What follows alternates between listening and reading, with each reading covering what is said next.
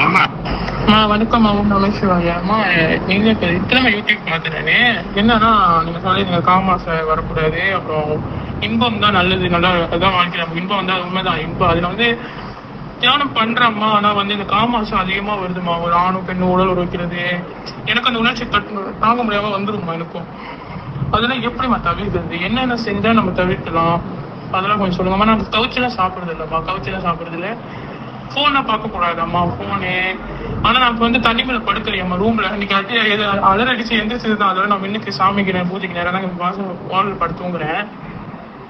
ஆமா எனக்கே தெரியல. நான் இந்த வருஷம் நல்ல வருஷம், இந்த வருஷம் முடிட்டோம், அடுத்த வருஷம் 1ஆம் மாசம் போல கண்டிப்பா அது நல்லது நடக்கும் அப்படின்னு சொன்னாங்க. உடே அப்படின்னு எப்படி என் அம்மா கேளு கேட்டு சொல்லு அப்படின்னு கிடைக்குதுமா.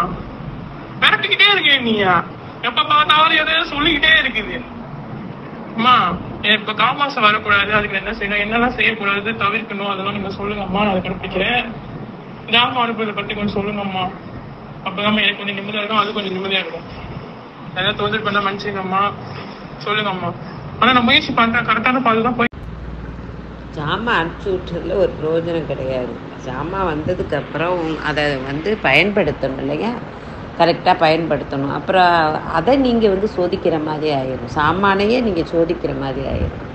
அதனால் சாமானை அனுப்புறதுன்னா அந்த இப்போ நான் இங்கே வந்து யாத்திரையில் இருக்கேன், அங்கே வந்து தான் அனுப்பிச்சி விட்றேன், ஒன்றும் பிரச்சனை இல்லை. அதுக்குரிய நீங்கள் தயாரான நிலையில் இல்லை. நீங்களே நல்லா யோசிச்சு பாருங்கள். அது வரணுங்கிறது தான். நான் அம்மா எங்கே போகிறேன், அம்மா எங்கேயும் போகிறதில்ல. அங்கே போனதும் போஸ்ட் நான் ஒரு ஆள்கிட்ட கொடுத்து போஸ்ட்டில் இருந்து அனுப்பிச்சி விடணும், அவ்வளோதான், வேறு ஒன்றும் இல்லை. நீங்கள் காமத்தை தவிர்க்கிறது அப்படிங்கிறது நீங்களாக வற்புறுத்தி போனீங்கன்னா கண்டிப்பாக காமத்தை தவிர்க்க முடியாது. காமம் அப்படிங்கிறது நீங்கள் வந்து யார் மேலே அதிக பாசம் வச்சுருக்கீங்களோ அங்கே கொண்டு போகணும் முழு மனதை. நீ தான் எனக்கு இது வேண்டாம் அப்படின்னு. ரெண்டாவது இப்போ டீனேஜ், நீங்கள் குழந்தைய சின்ன பிள்ளைங்க, வயதானவங்க கிடையாது. எல்லோரும் வந்து இப்படி ஆயிருங்க, சாமியாராக ஆயிருங்க அப்படின்னு சொல்கிறது இல்லை. இல்லற வாழ்க்கையும் வேணும்.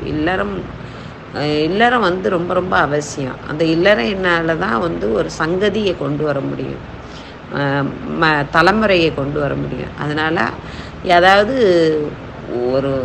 ஒரு கணவன் மனைவி வந்துட்டாங்க அப்படின்னா கணவனுடைய பர்மிஷனோட மனைவி வந்து தவத்தை மேற்கொள்ளலாம். அதே மாதிரி மனைவியோடைய பர்மிஷனோட கணவர் வந்து தவத்தை மேற்கொள்ளலாம். 2 பேரும் பர்மிஷன் இல்லாமல் நம்ம செய்தாலும் அது ஒரு பெரிய பாவத்தை போய் சேரும். அதே மாதிரி இந்த தாம்பத்தியம் அப்படிங்கிறது வந்து அது எப்படி நீங்கள் பாத்ரூம் போகிறது மாதிரி, சிறுநீரம் கழிக்கிற மாதிரி, அது ஒரு கழிவு பொருளாக தான் நீங்கள் நினைக்கணும் வலிசு. அதுக்கு முக்கியத்துவம் கொடுக்கக்கூடாதுன்னு தான் நான் சொல்லுவேன். அதாவது இதுக்காகவே இன்னொருத்தரை தேடுறது, இன்னொருத்தியை தேடுறது, இதனால் சில குடும்பங்கள்லாம் அழிஞ்சு போகுது இல்லையா. அதே மாதிரி வள்ளுவர் வாசின்னு சொல்லிட்டு வாழ்ந்தவங்களே அந்த மாதிரி வாழணும் அப்படின்னு சொல்லிட்டு நான் சொல்கிறேன். அதுமாரி சாரதாம்மையாரும் ராமகிருஷ்ண பரமாத்மா வாழ்ந்த மாதிரியும் வாழணும்னு சொல்கிறேன். எத்தனையோ பேர் வந்து கணவன் மனைவிகள் வாழ்ந்திருக்காங்க, வாழல. ஆனால் அப்படி வாழுங்காலத்தில் கூட இந்த தாம்பத்தியத்தை நம்ம ஒரு கழிவு பொருளாக நினச்சி அதை ஒதுக்கிட்டு நம்ம தவத்தை மேற்கொள்ளணும். அதுக்கு அடிமையாகக்கூடாதுன்னு தான் சொல்கிறேன் வலிசு.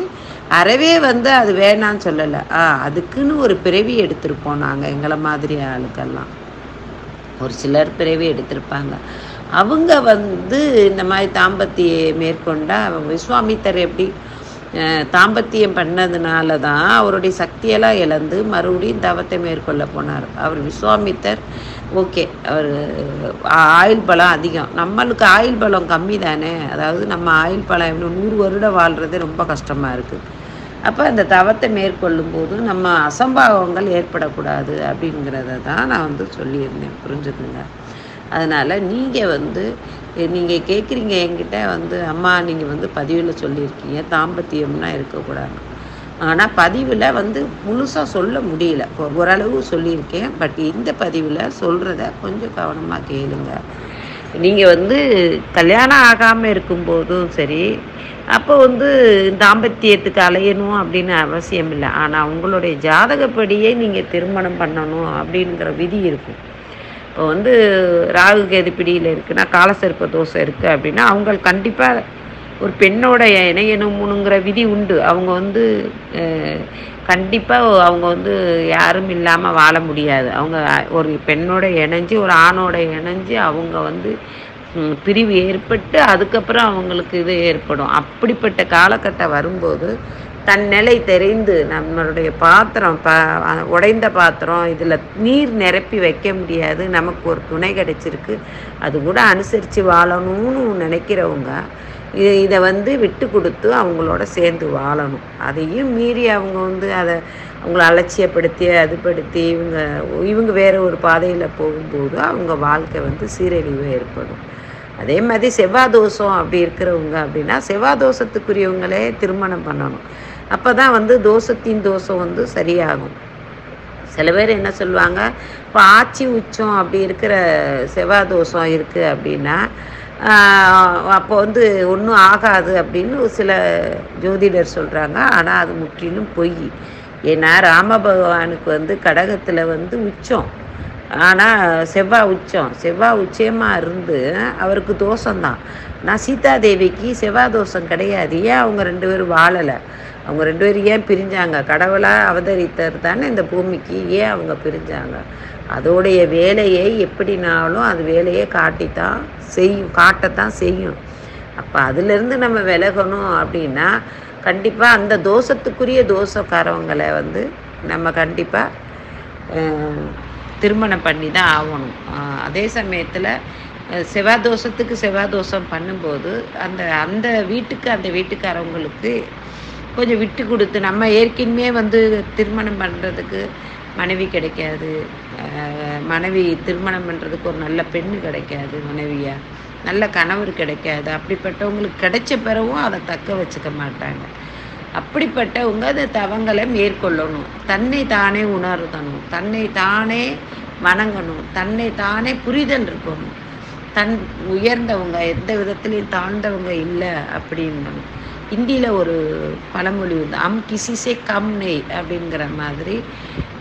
நான் எதுலேயும் தாழ்ந்தானமானவ இல்லை, பாவப்பட்டவங்க இல்லை அப்படிங்கிற மனசில் இருக்கும். நான் ஏதோ ஒரு கடமையை செய்ய தவறிட்டேங்கிற எண்ணங்கள் வந்து அவங்க மனதில் இருக்கணும். சரியாமா? அதனால் எல்லா பொருளும் உங்களுக்கு பொருள்கள் கிடைக்கலாம். ஏன் உங்ககிட்ட வைரம் கிடைக்கலாம், மாணிக்கம் கிடைக்கலாம், மரகதம் கிடைக்கலாம். அது பயனுள்ளதாக ஆகணும், வலிசு மண் பாத்திரமாக ஆகக்கூடாது அப்படிங்கிறதுக்கு தான் இந்த பதிவு. சரியா? மகாதேவ் ஆழ்வாளம். அதே மாதிரி ஆட்சி உச்சம் உள்ள செவ்வாய் தோஷக்காரவங்க வந்து தோஷம் இல்லை அப்படின்னு ஒரு சில வீடியோவில் சொல்லியிருக்கேன். அது ஏன் அப்படின்னா, இப்படி தோஷமுள்ள ஜாதகம் உள்ளவங்க அவங்க தவத்தை மேற்கொள்ளும் போதும் அந்த தோஷமுள்ள ஜாதகமே வேலை செய்யாத அளவுக்கு மாறுபடும். அவங்க ரொம்ப அற்புதமான ஜாதகமாக மாறிடும். அந்த தோஷம் அவங்கள பெருசாக பாதிக்காது. ஆனால் அவங்க வந்து அவங்க வந்து தான்கிற இதில் வந்து அதை கண்டுக்காமல் இருக்கும்போதும் அந்த தோஷத்தில் கொஞ்சம் கவனம். அதாவது ஒரு விஷமுள்ள பாத்திரத்தை என்ன தான் கழுவி கவுத்தினாலும் அந்த விஷத்தன்மை அந்த பாத்திரத்தில் படிஞ்சிருக்கும் அப்படிங்கிறத நினைவு இல்லாமல் அவங்க இருக்கும்போது பல துன்பத்துக்கு ஆளாக வேண்டிய நிலைமை வரும். அப்படி தான் ராமபெருமானே வந்து அவருக்கு உச்ச வீடு செவ்வாய் இருந்தும் தோஷம் இல்லைன்னு சொல்லுவாங்க ஒரு சிலர். ஆனாலும் தோஷம் இல்லை ஜாதகம், ஆனாலும் அதோடைய வேலையை அது காமிச்சிருச்சு பார்த்தீங்களா? அதனால தான் சொல்கிறேன், ஒரு தெய்வத்துக்கே அவ்வளோ நிலைமைங்கும்போது மனிதருக்கு என்ன மாதிரி இருக்கும்? இப்போ மனிதர்கள் வந்து எந்த மாதிரி கையாள முடியும்? பல துன்பங்களை எப்படி கையாள முடியும்? அந்த துன்பங்களை நம்மளை அண்டாமல் இருக்க என்ன செய்ய முடியும்? சில பேருக்கு வந்து சொத்து தகராறு ஏற்பட்டுகிட்டே இருக்கும், வாழடியாகவே ஏற்பட்டுக்கிட்டு இருக்கும். சில பேருக்கு வந்து வாழடியாகவே கணவன் மனைவி சேர்ந்து வாழ முடியாமல் இருக்கும். சில பேருக்கு குழந்தைகள் இறந்துட்டே இருக்கும். சில பேருக்கு குழந்தை பாக்கியம் இல்லாமல் இருந்துட்டு இருக்கும். இதெல்லாம் வந்து தோஷத்தின் அடிப்படையாகவே அவங்களுக்கு கருவில் உருவாகும் போதே உருவாக்கப்பட்டது. அதை வந்து ரொம்ப ரொம்ப ஈஸியாக வந்து நம்ம அதை உடைக்கணும்னா அது சூட்சும மூலியமாக அதை உடைக்கலாம். அதில் எந்த வித சந்தேகமும் கிடையாது. சரியா? அதே மாதிரி தூங்கும்போது கிழக்கு மேற்கு வச்சு தலை வச்சு படுக்கிறது ரொம்ப ரொம்ப உத்தமம். சரியா? வாழ்க வளமுடன். ஹர ஹர மகாதேவ்.